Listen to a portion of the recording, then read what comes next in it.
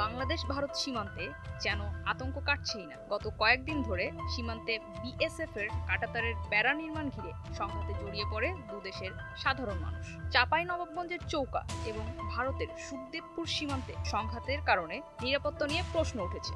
এর মধ্যে সীমান্তে অত্যন্ত সতর্ক হিসেবে 9 দিনের অবস অ্যালার্ট জারি করেছে ভারতীয় সীমান্তরক্ষী বাহিনী বিএসএফ।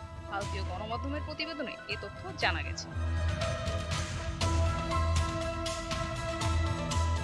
প্রতিবেদনে বলা হয়েছে, আসন্ন প্রজাতন্ত্র দিবসকে সামনে রেখে আগামী 23 থেকে 31 জানুয়ারি পর্যন্ত সীমান্তে অবস অ্যালার্ট জারি করেছে বিএসএফ। পূর্বাঞ্চল কমান্ডের এডিজি রবি গান্ধী বিজ্ঞপ্তি জারি করে সবকটি সীমান্তের দায়িত্বে থাকা বর্ডার আউটপোস্টগুলোকে সতর্ক করেছেন।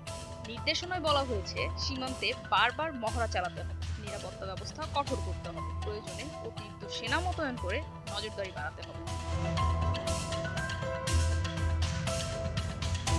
নির্দেশনায় আরও বলা হয়েছে, যেসব অংশে কাঁটাতার নেই আগামী 7 দিন ওইসব এলাকায় আরও সতর্ক থাকতে হবে। গত 6 জানুয়ারি কুড়িগ্রাম ও নওগাঁ সীমান্তের ওপারেও কাঁটাতারের বেড়া তৈরির চেষ্টা করে বিএসএফ। এখন পর্যন্ত 5টি পয়েন্টে কাঁটাতারের বেড়া নির্মাণের চেষ্টা চালায় তারা। বাংলাদেশের প্রতিবাদের মুখে বেড়া নির্মাণ বন্ধ করে দেয় বিএসএফ।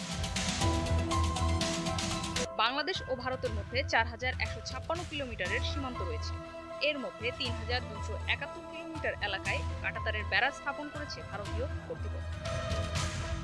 সুমাইয়া আক্তার, দীপ্ত সংবাদ, ঢাকা।